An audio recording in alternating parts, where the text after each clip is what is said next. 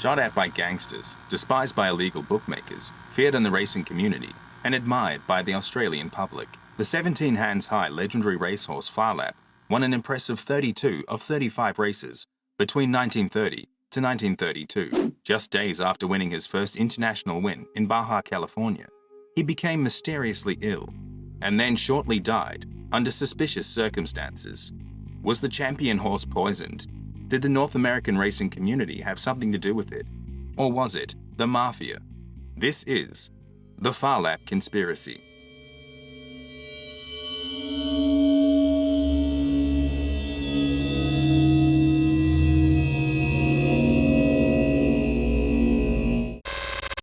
Welcome back to another episode of Shadow Matter. In today's episode, we're going to be uncovering the controversy and conspiracy that surrounds the greatest racehorse that Australia has ever seen. Interestingly, over 30% of Australians believe that the legendary chestnut gelding was poisoned because he was too successful. This, in comparison to other local conspiracies, is more generally accepted and widely believed. This, of course, is merely circumstantial, but post-mortem examinations over the decades point to another answer. So without further ado, let's uncover the conspiracy behind Phar Lap. The Red Terror, the greatest horse in the world. Phar Lap wasn't just adored and admired in Australia. The New Zealand public loved him too, and this is mostly due to his birthplace and parentage. Phar Lap was foaled on the 4th of October 1926, just outside of Timaru, New Zealand. He was sired by the thoroughbred racehorse, Night Red from Entreaty. The future champion racehorse was a brother to 7 other horses and half-brother to 4. Only 2 of which would go on to become winning racehorses, albeit not anywhere near the same level as Phar Lap. Across the ditch, in New South Wales, Australia, Sydney horse trainer Harry Telford had a small business set up with very few clientele. By 1926, he now had a wife and son to support, at close to 50 years of age. His dreams of one day training a winning racehorse was now paramount. While studying the catalogue for the 1927 New Zealand yearling sales, his eyes met a colt sired by Night Red and foaled out of Entreaty. The pairing of these 2 horses gave him a hunch that might throw something out of the ordinary. With no funds of his own, Telford tried in vain to raise money from those in the racing community to invest in the horse, but it appeared to be too much of a gamble. Eventually, he sold the idea to Sydney-based American businessman David J. Davis, for whom Telford was already training horses for. Davis agreed to go to 190 guineas for the colt. Harry wrote to his brother Hugh Telford, who was based in New Zealand, instructing him to attend the sale and bid up to 190 guineas on the colt. Hugh got the sale. Lot number 41, the Night Red Entreaty colt, at a bargain of 160 guineas. Back in Sydney, Harry Telford was thrilled at the bargain price. That was about to change when he first laid eyes upon the colt. The colt was shipped over to Sydney and unloaded from a shipping crate on the Sydney wharves. What emerged looked anything but a champion. The big gangly beast had an awkward gait and warts covering its face. This did not inspire confidence in Telford, and Davis, upon seeing what he had spent a lot of money on, was absolutely furious. He refused to have anything more to do with the horse. Telford convinced Davis under a deal in which Harry would lease the horse for 3 years, covering all the costs of training, feeding, and stabling, and in return, he would be able to keep 2/3 of the winnings, if there were any. 3 months later, the gangly colt was registered under the name we all know today, Phar Lap. The name Phar Lap derives from the common Zhuhang and Thai word for lightning, Phar Lap, literally meaning sky flash. For the next 12 months, Telford raised and trained the horse, and to further his chances of owning a winning racehorse, he gelded Phar Lap so that the horse could only focus on one thing: racing. What do you think of Phar Lap as a horse?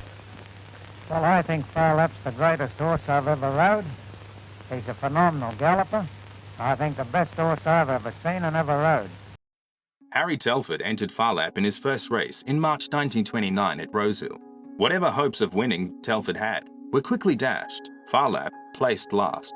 This would happen another 3 times. The young horse, by now, was not showing any promise.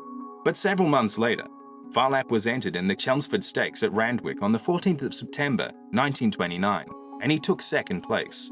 Suddenly, the racing community began to take notice. Next, he won the Rosehill Guineas by 3 lengths on the 21st of September 1929. There was now a real sense that Phar Lap had finally arrived. Over the next 12 months, Phar Lap was to change Harry Telford's fortunes, and now even David J. Davis had changed his tune. Phar Lap was quickly becoming a crowd favourite by winning an impressive amount of 9 races over this period. But not everyone was happy, especially for those who had something to lose.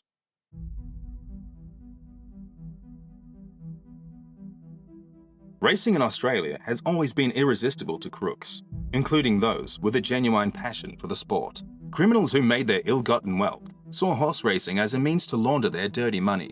Fixing races and illegal bookmaking has been around for a long time and probably gained more attention during the later half of the 19th century in Australia, coinciding with the famous Melbourne Cup beginning in 1861. During the 1920s and 1930s, horse racing was big business.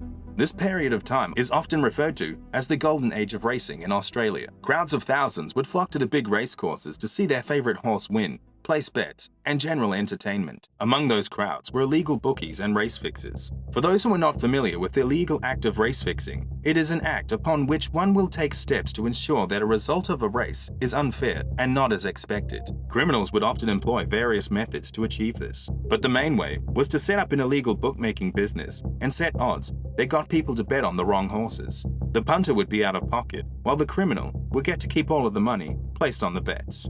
Now, if we remember back to when Phar Lap was just starting out and not winning, it could be guessed that these criminals would unknowingly place odds in his favour, thinking that the horse would not win and business would resume as usual. So when Phar Lap began winning all of his races, this didn't sit well with the crooks and corrupt racing figures, who now stood to lose a lot of money. And in November 1930, Australia's biggest racing day of the year was about to see anxious criminals take action. Phar Lap had been breaking records, astonishing crowds, and winning despite all the efforts to halt his progress. You see, if a horse was doing well, they would place extra weight on the jockeys to give them a handicap. But despite the growing animosity from jealous racing committee officials and criminals alike, Phar Lap continued to win. So the criminals decided it was time to end the racing career of Phar Lap once and for all. On November 1st, 1930, the morning of the Melbourne Stakes, after Phar Lap had just finished some track work, a carload of criminals swung around a corner and opened fire on the horse. Fortunately for Phar Lap and his beloved strapper Tommy Woodcock, the crooks missed and fled the scene. That day, Phar Lap went on to win the stakes, and 3 days later, he won the Melbourne Cup as odds-on favourite at 8-11, while carrying 138 pounds of extra weight. Here he comes now, over near the inside rails, going easily, but Pike's not going to take any risks. He's riding him out. The others are scrambling for second and third. No danger now. Here's the post, and Pike eases him. It seemed as though Phar Lap, the wonder horse, was virtually unbeatable, and the public adored him. Now you can all say goodbye to the conqueror. Like Christopher Columbus, he's going to discover America. Let's hope he's as successful as Chris was. A big part of Phar Lap's success is undeniably the amount of care and devotion he received from his strapper or stable boy, Tommy Woodcock. Woodcock was employed by Harry Telford in 1929 to be Phar Lap's groom, and from then on, the pair were virtually inseparable. Before big races, Tommy would sleep outside Phar Lap's stable. Phar Lap was affectionately known as Bobby to Woodcock, and it is said that the horse would not eat food from anyone but Tommy. Between the autumn of 1930 and April of 1932, Phar Lap went on to win 32 of his 35 races, one of his notable losses occurring at Melbourne Cup in 1931, when Phar Lap was given an unheard of 150 pounds in extra weight. By this time, the once struggling Harry Telford was now financially successful, all part in thanks to his star horse Phar Lap. Telford was able to purchase many more racehorses and secured the property Braeside in Victoria. He upgraded it into a horse training facility at great cost. David J. Davis was keen to get Phar Lap racing internationally and asked Telford to join him on a trip to North America to enter Phar Lap in the races over there. Telford's commitments to his facility at Braeside prevented him from being able to do so, and recommended that Phar Lap's groom be taken as trainer instead. So in early 1932, Phar Lap was shipped to America to show the people of the United States what the wonder horse from Australia could do. Arriving at Agua Caliente racetrack near Tijuana, Mexico, Phar Lap was entered to compete in the Agua Caliente Handicap, which was offering the largest prize money ever in North American racing of $332,000. The Australian and New Zealand public proudly supported their racehorse hero from home, as their idol went offshore to race against many of the best horses in America. The American press were referring to Phar Lap as the Red Terror. The hype around Phar Lap had now gone international. On the day of the race, 50,000 spectators showed up to get a glimpse of the legendary horse. The biggest race of Phar Lap's life was about to begin. The race begins. Phar Lap starts off at 7th place, but quickly and surely, he races magnificently into first, appearing as though so easily, it makes the other horses look as if they're only walking. The horse was being rode by Australian jockey Billy Elliot, and the pair raced across the finish line in first place at a record-breaking 2 minutes and 2 seconds, whilst carrying an extra 129 pounds. The impressive feat was big news, and so too was Phar Lap. To give an idea of how far Phar Lap's fame spread, his team received a telegram from King George V which read, "Heartiest congratulations on great victory of Phar Lap." A US commentator remarked that Phar Lap was one of the handsomest horses ever seen on an American track, and that he was a real champion and a new racetrack idol. Phar Lap was poised to take the American racing scene by storm, but fate would prove that this would be his final race.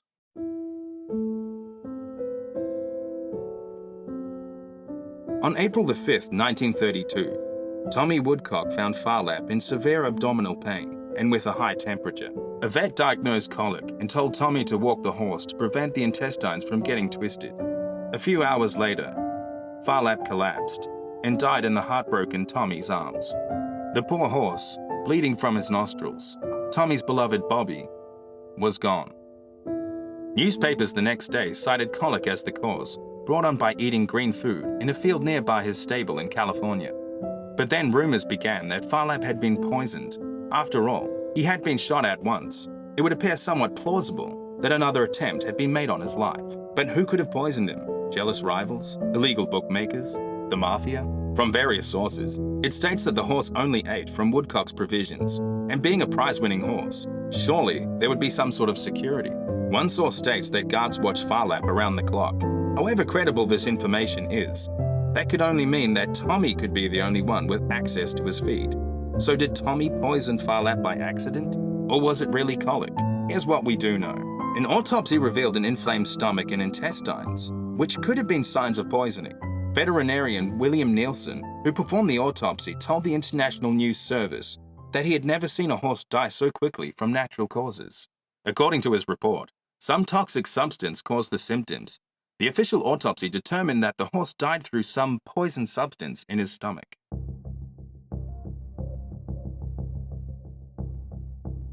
If the official autopsy report states that it was in fact poison, then who or what killed Phar Lap?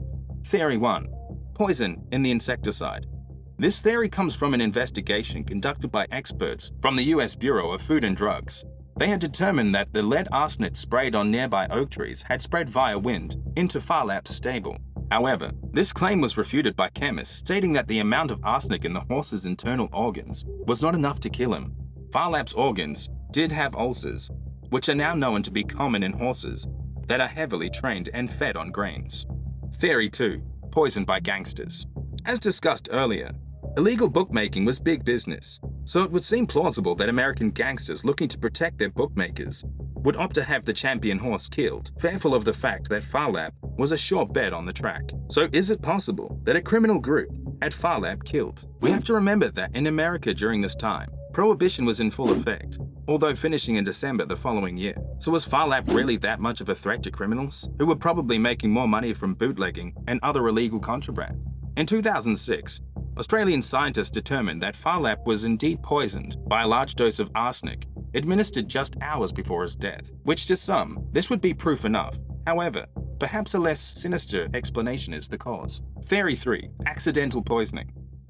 Believe it or not, but arsenic was actually a common ingredient in horse tonics. Although Tommy Woodcock swore that Phar Lap was never given any tonic with arsenic in it. However, a notebook from trainer Harry Telford had a recipe for a general tonic that contained the ingredient of arsenic. Other ingredients in the tonic included strychnine, cocaine, and caffeine. The tonics were believed to enhance performance.